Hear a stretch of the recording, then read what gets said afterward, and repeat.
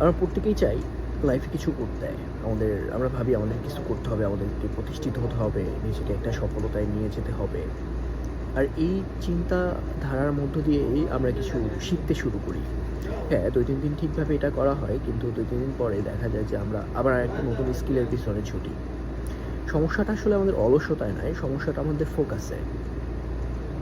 একটা জিনিস চিন্তা করেন, আপনি যদি একটা গাছ আজকে এখানে লাগালেন, ২ দিন পর উঠায় আরেকটা জায়গাতে লাগালেন, আবার ২ দিন পর অন্য একটা স্থানে। এই গাছটা কখনো কিন্তু গ্রো করবে না, বড় হবে না।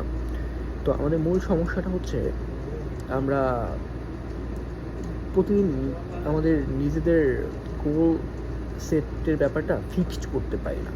আমরা ভাবি আমরা ডিজিটাল মার্কেটিং শিখব, আমরা কারো কথা শুনে বা কোনো ভিডিও দেখে ইন্সপায়ার হই এবং ইনস্ট্যান্ট ডিসিশন নেই যেমন ডিজিটাল মার্কেটিং শিখবো। হ্যাঁ, আমরা ইউটিউবে ভিডিও দেখি কিংবা কোর্স পারচেস করি।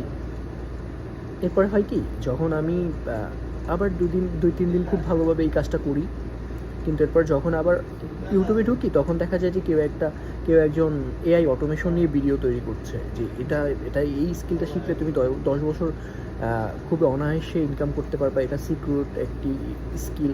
তখন আমাদের মাইন্ড এমনভাবে হয়, চেঞ্জ হয়ে যায় যে আমি এআই অটোমেশন শিখি, আবার এআই অটোমেশনের ভিডিও দেখতে শুরু করি। কিংবা আবার ফেসবুকে ঢুকে দেখলাম কেউ একজন ভিডিও এডিটিংয়ের ব্যাপারে বলতেছে যে ভিডিও এডিটরদের প্রতিনিয়ত হচ্ছে ডিমান্ড বাড়ছে, তারা এই স্কিলটা ডেভেলপ করলে তুমি আর কখনো ফাইন্যান্সিয়াল প্রবলেমের মধ্যে পড়তে হবে না। তখন আমাদের মাইন্ড আবার চেঞ্জ হয়ে যায় যে না, আমাদের আসলে ডিজিটাল মার্কেটিং শেখা উচিত না, আর ভিডিও এডিটিং শেখা উচিত।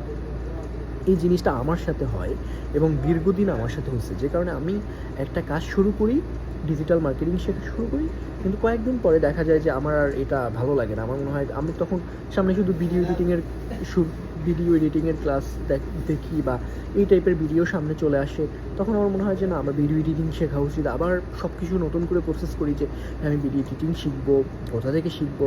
দেখা যায় যে আমার ডিজিটাল মার্কেটিংয়ের ক্লাসগুলো চলতে থাকলেও আমার ক্লাসগুলো করা হয় না। তো যে কারণে দেখা গেছে এরকম চলতে থাকার কারণে আমি কোনো স্কিলেই হচ্ছে স্পেশালিস্ট হতে পারি নাই, কোনো স্কিল ভালোভাবে গ্যাদার করতে পারি নাই। তো প্রবলেমটা হচ্ছে আমার অলসতা না, প্রবলেমটা হচ্ছে আমার ফোকাসে। আমি সঠিকভাবে ফোকাস করতে পারি না যে আমার এইটাই শেখা উচিত, লাইফে কেউ কোনো সব কিছুতে পারফেক্ট হয় না। এটা আমার বোঝা ভুল ছিল, এখন আমার বুঝতে হয়। বুঝতে হবে যে লাইফ আসলে আপনারও বোঝা উচিত যে লাইফে কোনো ব্যাপারে সবাই পারফেক্ট হয় না।